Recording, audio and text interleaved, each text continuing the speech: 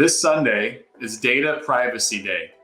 Since the digitization of data, protecting it has become crucial, leading to establishing data privacy rules and regulations to counter cyber threats. Organizations, especially in the United States, healthcare and payment card industries, adhere to specific standards like HIPAA and PCI-DSS.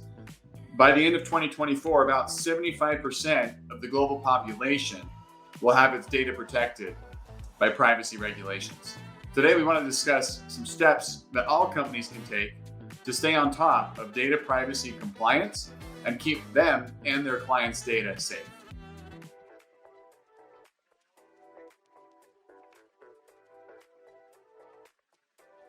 Hello, everyone.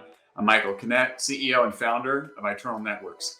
And every Friday at 1 p.m. Pacific time, I go live on Facebook, YouTube, Twitter, and on LinkedIn to discuss the latest tech and cybersecurity news that might affect you and your business. And I like to cover some educational topics to help achieve our goal of helping others to build safe and secure environments to do what they love. At the end of our live session, I'll have some time for questions from the audience. If you've got anything, save it for the end or post it throughout. I'll just make sure to take some time at the end to answer them. So first, there's some critical security vulnerabilities I wanted to bring to people's awareness. There's two critical ones that have been identified in the sonic wall firewalls that could allow remote attackers to take control of the firewalls and then steal data, paralyze networks, and cause significant financial damage. These have been identified as CVE 2022-22274 and CVE 2023-0656, if you want to go look them up. These vulnerabilities affect SonicWall Series 6 and 7 next-gen firewall devices, and it's especially concerning due to the large number of devices with exposed management interfaces, meaning that these devices can be accessed from the internet. These require immediate action. Over 178,000 devices are potentially exposed to these attacks, and about 146,000 of those are publicly accessible. So if you have a SonicWall firewall in your environment, make sure that one, that you get patched for these vulnerabilities, and two, I would immediately go in and disable that public access from the outside. There's significant exposure with a large number of these affected devices, and if somebody does attack you with these vulnerabilities, it could be devastating to your organization. So definitely you want to make sure that you take those steps to protect that. Also, in the news, this is a big one. You probably already know about it. Microsoft Teams had a worldwide outage today. So if your company, like many organizations, like my organization, rely on Microsoft Teams to communicate and collaborate, you might have found yourself a little bit frustrated today and unable to complete basic tasks like sending an image to one of your coworkers. The outage resulted in connection issues and message delays worldwide. Microsoft acknowledged the issue, began to resolve it quickly, and we have seen drastic improvements on the problem. However, there are still some lingering issues that Microsoft is still working on with it. So have patience, and hopefully Microsoft will have that restored soon. A recent study conducted by a team of researchers found that numerous iPhone apps were misusing the iOS push notification to collect sensitive user data without their consent. This is a big one. This was very surprising.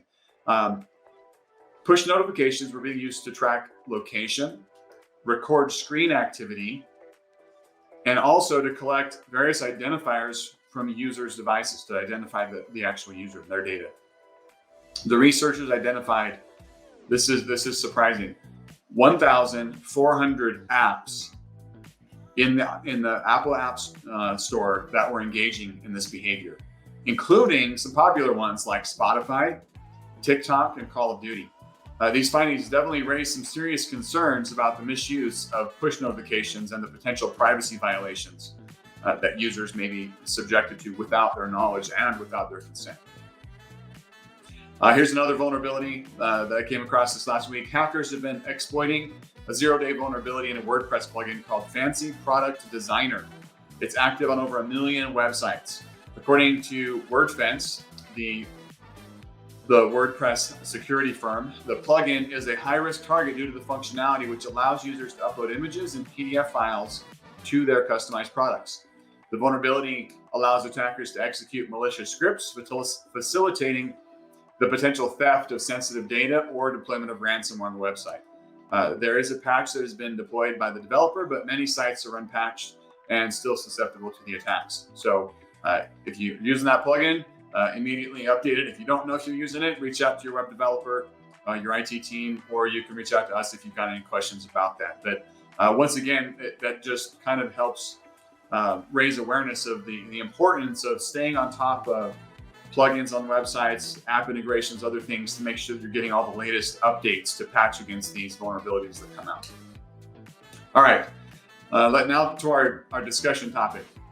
We're going to talk a little bit about protecting data, right? Data protection, privacy rights. Non-compliance to these can lead to severe penalties. So I just want to put this out there up front. HIPAA has a sliding scale of fines for violations that range from $100 to $50,000 per breached record. So I'm going to let that sink in. I'll repeat it. $100 to $50,000 per breached record. And we're seeing breaches that, hundreds of thousands of records or millions of records. So think about that, right? If you have a small healthcare organization and you have a breach of 10,000 records for 10,000 people or even 1,000 people, and you're fined $100 to $50,000, that can be a significant fine for your organization.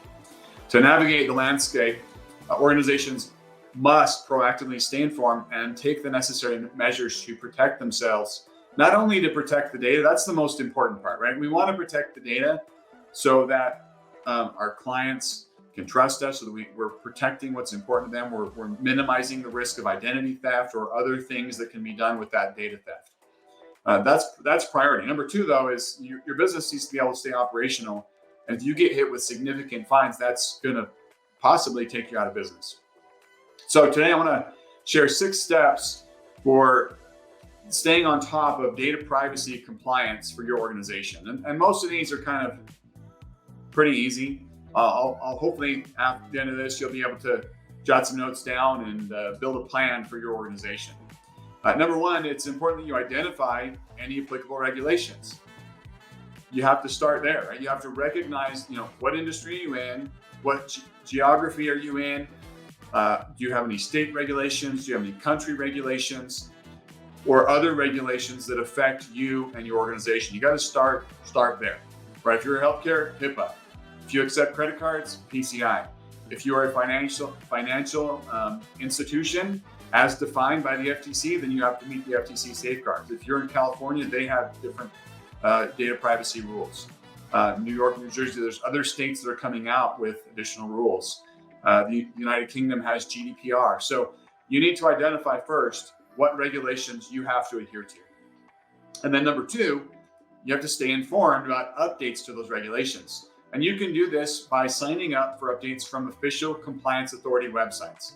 So if you need to meet HIPAA, then you can go to HIPAA, that's HIPAA.gov, to be able to receive updates. You sign up, put in your email address, they will email you updates when things change or when you need to be notified of something related to regulations for HIPAA. And there's other sites for FTC compliance, for PCI, other things. So go find those sites, sign up to receive official updates from them to know what's going on. And when you're doing this, ensure that multiple individuals, including a security officer for your organization, receive those updates to avoid oversight. The last thing you want to do is miss something because it went into spam or you just got a whole bunch of emails and were behind that day and you overlooked it and it was a critical regulation update. So make sure it's going to more than one person to minimize the risk of somebody overlooking it. Next, number 3, conduct an annual data security review. It's important that you regularly review your data security standards, considering changes in your technology, your IT environment, and making sure that you align with the data privacy compliance requirements to ensure that you're adhering to those regulations and those policies, right? Things change, right? Your environment changes. Just because January 1st you're compliant doesn't mean January 31st you're compliant. If a new application was installed, a new hardware, new network, any change to your environment could potentially open up risk and make you not compliant. So it's important to stay on top of that. Number 4, audit your security policies and procedures. This is another one of those things that at minimum, you should be doing this annually. You should be reviewing the policies and procedures that you have and incorporating any changes in data privacy regulations. So last year, for financial organizations as defined by the FTC, so those that are non-banking but that collect financial information of their clients, so car dealerships, brokers, accountants, CPAs, right? These type of firms. Last year it went into effect, FTC. So now they have new data privacy regulations that they have to adhere to. So in their annual audit, they would update their policies and procedures to align with that. And as you're reviewing those and performing that audit, make sure you're updating those documents to reflect the latest requirements and the steps that you're taking for those. Number 5, update your safeguards accordingly.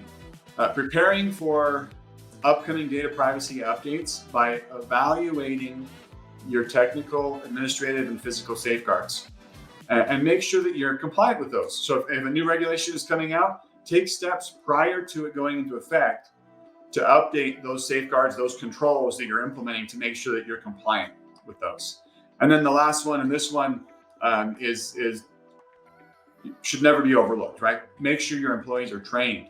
Integrate data privacy updates into your ongoing cybersecurity training for employees. Log the training activities, including the date, the employees that were educated, and the topics that were covered for documentation in case of a breach or in case of an audit. So you can say, hey, we trained these people on this day at this time on this topic, and be able to log that as part of your overall compliance package and reporting. By following these steps, you can effectively navigate the dynamic landscape of data privacy compliance and mitigate the potential risks for your company. If you have any questions about data privacy or compliance in general, we're here to help. I love answering questions. I love talking with other business owners and entrepreneurs and small business employees. You know, we love helping with security, with compliance, with all these things. So if you have any questions, or if you're like, I don't even know where to start, send me a message. I'd love to have a conversation and chat and book a one-on-one, and we can kind of go over and point you in the right direction, or we can step in and become part of your team and help out with managing that compliance. Just another reminder of our upcoming webinar. We are going to be covering cybersecurity risk assessments. Really, they're critical to any plan surrounding cybersecurity or compliance, right? We just talked about data compliance. Performing a risk assessment is part of that. To give you an in-depth look of how a cybersecurity risk assessment can help your business, we're gonna have an upcoming webinar talking about that, cybersecurity training and planning. It's gonna be on February 15th at 1 p.m. Pacific time. We're gonna be addressing the most significant cyber threats to law firms and other businesses, and provide some actionable steps that you can take to identify and mitigate those risks. So you'll be able to gain some insights into growing your company with an advanced cybersecurity posture. It's a free training session. There are limited spots, but sign up today. We'll post a link in the comments as well as down below in the video so that you can register and join us then. Let's see if there's any questions from our audience. I don't see any questions in the comments right now. If you're commenting on Twitter, sorry, I don't see those live. I'll have to respond to you separately. If you do have any questions or comments, you can always direct message us, add it in the comments, add it in the chat, and we will reach out back to you as soon as we can. You can call our office, email the team through our website at itnet.works. Hope you have a wonderful weekend, and we'll catch up more next week. Have a good one. Bye.